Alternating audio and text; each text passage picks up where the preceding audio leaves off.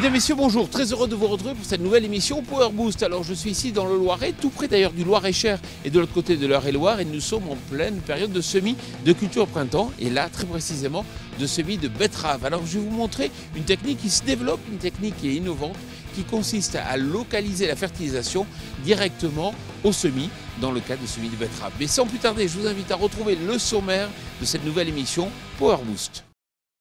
Ah mais non, je fais pas le sommaire, hein. Non, il y a trop de sujets, je le sens pas. Allez, les news. Non, stop. Jean-Paul insiste, alors je le fais quand même. Nous revoilà pour un 278e épisode de Power Boost. On va vous faire un peu voyager dans cette émission puisqu'on va aller dans l'exploitation de Cyril Richard, un homme en colère, je vous laisse découvrir pourquoi, puis direction La Beauce chez le concessionnaire Chéneau. Mais ce ne sera pas tout, on fait le point sur AgriZone, un site qui devrait faire beaucoup parler de lui, et on va rêver sur une belle caisse, la nouvelle bête de la classe G de chez Mercedes. Ok, vous êtes prêts? C'est parti, top départ pour cette nouvelle émission Power Boost. Les ventes de tracteurs standards restent sous la barre des 1000 unités au mois de février 2015. Cela représente une diminution des ventes de 29,15% par rapport à l'année précédente, à hauteur de 955 tracteurs vendus, soit un résultat pire que le mois précédent, à la fois en termes de volume et d'évolution. Les segments des 100 à 149 chevaux, de 200 à 249 chevaux et de 250 à 299 chevaux ont été les plus impactés. Sur l'année roulante, la baisse des nouvelles immatriculations est de 27,41%. Bonne nouvelle, après sa sortie sur PC, Farming Simulator 15 débarque sur console le 19 mai prochain avec 4 plateformes au rendez-vous, PlayStation 3 et 4 et Xbox One et 360. Parmi les nouveautés, au-delà des graphismes améliorés, une nouvelle activité de coupe de bois, un nouvel environnement nordique et pour la première fois la possibilité de jouer en multijoueur sur console. Cyril Richard, bonjour. Alors vous êtes entrepreneur, agriculteur, entrepreneur de travaux agricoles, et là vous êtes en plein semis de betterave. Alors ça se passe bien déjà ? Oui, parfait. Cette année, on a des conditions météo impeccables. Depuis 10 jours, il ne pleut plus, les terrains sont bien essuyés, on n'a pas de coupure, on n'a pas d'averse, pas de pluie, donc on peut semer des journées complètes. Donc je pense que d'ici vendredi soir, on aura fini la campagne de semis de betterave pour ce qui me concerne. Alors ce qui est vraiment intéressant, c'est que vous avez un système qui vous permet effectivement d'apporter la fertilisation directement au semis. Quel est l'intérêt, quel est le principe ? L'intérêt, il y en a 3. L'agriculteur aujourd'hui gagne un passage déjà, puisqu'on apporte l'engrais au semis. Le deuxième intérêt, c'est l'intérêt majeur, c'est qu'il peut faire une économie de, on va dire, de 10 à 40 unités d'azote par hectare, en fonction de la dose complète qu'il faut mettre. Et le troisième intérêt, c'est que comme il ne met plus l'engrais avant le semis, il n'y a plus de risque de brûlure de la racine au moment de la levée par l'azote. Alors, ce qui est intéressant, c'est que vous rationalisez tout. Par exemple, vous avez un parc de tracteurs, vous en avez certains en propriété, puis vous louez aussi. Oui, aujourd'hui, pour arriver en entreprise à être proposer des services au top, on est obligé d'avoir un renouvellement du parc matériel relativement efficace et souvent, de façon à arriver chez l'agriculteur avec du matériel qui soit au top. Donc lui ne va changer que tous les 7 ou 10 ans, donc il va être au top tous les 7 ou 10 ans, l'entrepreneur doit être au top. Pour moi, c'est mon sentiment, l'entrepreneur doit être au top tout le temps, donc il faut mieux passer sur un système aujourd'hui, je pense, de location, où on maîtrise nos coûts. Et comme ça, ça me permet d'avoir un renouvellement et d'être au top technologiquement tout le temps, quoi. Thierry Richard, on va se retrouver sur votre lieu de stockage de pommes de terre, mais sans plus tarder, je vous invite à découvrir, peut-être vous savez qu'il y avait quelques plateformes qui faisaient la pièce détachée sur Internet. Là, il y a une nouvelle plateforme qui arrive et qui a vraiment l'ambition de devenir loscaro.com de la pièce détachée sur Internet. C'est le média Machinisme Actualité qui a dévoilé en avant-première le lancement du site de pièces détachées agricoles en ligne AgriZone. Le créateur d'AgriZone, c'est le groupe Dubreuil qui pèse déjà 1,47 milliard d'euros de chiffre d'affaires et qui est propriétaire d'une trentaine de concessions. On comprend pourquoi les acteurs du machinisme savent que depuis cette semaine, le marché de la pièce détachée agricole ne sera plus comme avant. AgriZone propose les principales marques et à la fois des pièces détachées et des pièces adaptables. Le groupe garantit une livraison entre 24 et 48 heures. Environ 25 000 références sont déjà en ligne et près de 200 000 références devraient être disponibles dans 2 ans. Vous pouvez retrouver l'intégralité de l'interview de Pascal Joly, directeur d'AgriZone, sur le site de notre partenaire machinismeactualité.com. Cyril Richard est un homme en colère. En effet, le dépôt de bilan de la société Potato Master s'est soldé par la fermeture d'une ou plusieurs usines et il a perdu beaucoup d'argent car sa récolte ne lui a pas été payée. Avec d'autres producteurs, il souhaite reprendre l'usine pour faire perdurer le débouché. Avec un accord avec un groupe commercial qui s'appelle aujourd'hui Agro 3D. On est 3 producteurs groupés à vouloir reprendre, à racheter l'usine de Tartaras pour la remettre sur les rails, reprendre les 30 salariés qui aujourd'hui sont mis au chômage et sont licenciés aux frais de la princesse, puisque c'est les AGS, hein, les fonds d'assurance payés par l'État qui vont payer tous ces salariés aujourd'hui. On essaye de déposer, on a déposé un dossier le 10 mars, après bien des problèmes pour avoir accès au dossier. C'est quand même pas une petite affaire, hein. On reprend quand même 30 salariés, il y a 25 000 tonnes en jeu à conditionner pour la grande surface, la grande distribution. Et le dossier a été déposé, il a été reçu par le liquidateur judiciaire, il l'a transmis au tribunal du commerce de Saint-Étienne, qui lui n'a pas jugé bon de donner suite à notre dossier, sans motif. Et donc aujourd'hui il a prononcé la vente aux enchères de l'entreprise.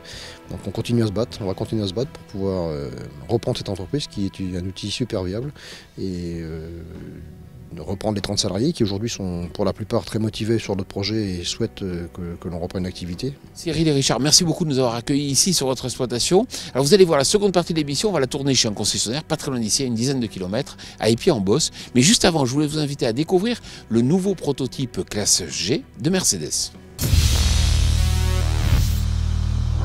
Le dernier né de la classe G de Mercedes est propulsé par un moteur V8 de 4 litres injection directe qui fait appel à une suralimentation biturbo.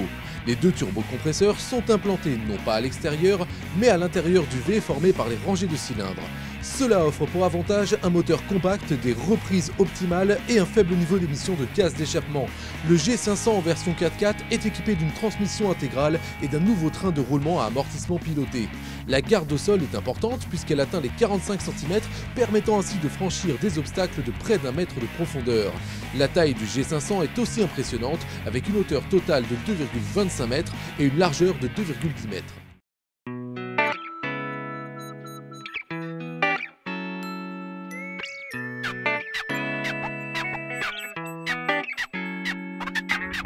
Alors on le sait, dans la Beauce, on irrigue, on va bientôt d'ailleurs irriguer, et ce qu'il faut, c'est des systèmes qui soient assez innovants.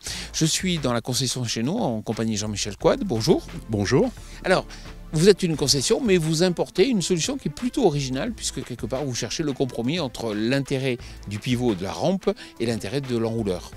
Oui, voilà, nous importons pour la France les rampes Briggs Irrigation, donc en fait qui sont des rampes d'irrigation qui s'accrochent à des enrouleurs. Donc on met en lieu et place en fait du chariot avec les canons.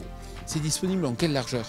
Alors c'est disponible de 24 mètres à 84 mètres d'arrosage en fait, de largeur d'arrosage. Et on peut arroser tout type de culture? On peut arroser tout type de culture, absolument. Évidemment, c'est très intéressant pour les cultures à haute valeur ajoutée puisqu'on réalise une irrigation beaucoup plus fine, beaucoup plus performante en fait. Et quel est l'ordre de prix qu'il faut compter, une fourchette? Ah bah, entre les toutes petites qui sont aux alentours de 10 000 € jusqu'aux grandes qui peuvent dépasser les 25 000 €. Voilà. Jean-Michel Quad, merci beaucoup. Je vous en prie. Et puis à présent, je vous invite à retrouver notre rubrique Atelier. Vous connaissez cette pièce, il s'agit d'un amortisseur de torsion, c'est une sorte de cylindre bloc. Michael Pinatel, bonjour. Bonjour. Alors, c'est vrai que cette pièce, elle sert à quelque chose, à quoi? Elle sert à amortir les vibrations entre la boîte et le moteur. Alors là, il y en a une qui est démontée, elle est un peu ancienne. Quel est le risque justement lorsqu'elle vieillit? Et bien, quand elle vieillit, elle n'amortit plus les vibrations de la boîte et se répercute sur d'autres pièces. Alors, le principe, c'est on a effectivement une cardan qui vient se fixer là-dessus. Si on pousse à l'extrême, qu'est-ce qui peut se passer? Si on pousse à l'extrême, c'est plus le caoutchouc qui va amortir, ça va se répercuter sur le cardan de transmission. Et on risque quoi? On risque là une casse, et avec la casse d'engendrer un coût énorme de pièces cassées en fait, à côté. Et concrètement, il faut la changer tous les combien? Et par l'usine préconise environ 4500 heures ou 5 ans. Michael Pinatel, merci beaucoup. Merci. Est-ce que les agriculteurs sont suréquipés en matériel? Qui répond, monsieur? C'est certain qu'il y a beaucoup de matériel dans les exploitations. Après, ceci dit, on demande de plus en plus de productivité et donc la mécanisation peut être une réponse. Mais tout ça, ça n'explique pas pourquoi les agriculteurs français sont les champions européens en suréquipement. Non, forcément, mais bon, ils veulent de plus en plus de matériel, notamment tout ce qui est en élevage laitier, tout ce qui est robot de traite. Il y a des ventes de manière impressionnante en robot de traite, mais ça, c'est onéreux. Alors, si on regarde un peu vos comptabilités de façon régionale, on va dire, en gros, un agriculteur, il investit quelle proportion de ses investissements dans du matériel? Alors c'est plus par rapport aux moyens de production en fait. Pour un élevage laitier qui a grosso modo 500 000 litres de lait, on peut aller jusqu'à 100 € des 1000 litres d'annuité, ce qui veut dire un remboursement annuel à 50 000 €. C'est beaucoup? C'est beaucoup. Après, quand l'éleveur est performant, d'un point de vue économique, ça fonctionne. Et là, vous me parlez en tant qu'éleveur, mais en tant que grande culture, est-ce que vous avez des chiffres? Alors au niveau des grandes cultures, c'est un peu plus complexe dans les zones d'élevage pour s'organiser, mais c'est vrai que souvent le matériel est sous-utilisé. Et notamment tout ce qui concerne le matériel d'implantation des cultures, récoltes ou semis, sachant qu'après, il y a toutes les spécificités régionales où le morcellement des exploitations peut venir un peu compliquer les organisations en commun, sachant que l'idéal serait d'essayer de mutualiser les moyens pour arriver à réduire les charges de mécanisation. Oui, mais prenons des chiffres. Un agriculteur peut avoir un tracteur qui tourne des fois 300 heures seulement par an. C'est une ineptie sur le plan économique.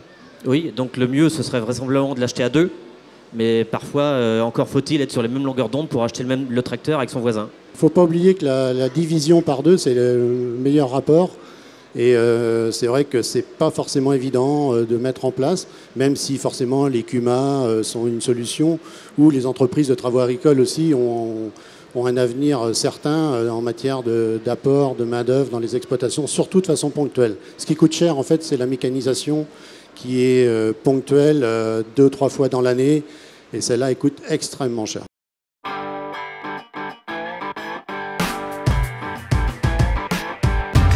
Voilà, pour finir, je vous ai trouvé un modèle B de John Deere. Ce qu'il faut bien comprendre, c'est que sur ce modèle, dans les années 30, c'est la première fois où on a un constructeur qui s'intéresse au design. Et John Deere a été le premier. Alors vous le voyez, devant le radiateur, on va trouver des calandres donc, qui sont grillagés. Sur le dessus, on remarque que à la fois le tuyau d'échappement, mais aussi la prise d'air sont parfaitement alignés.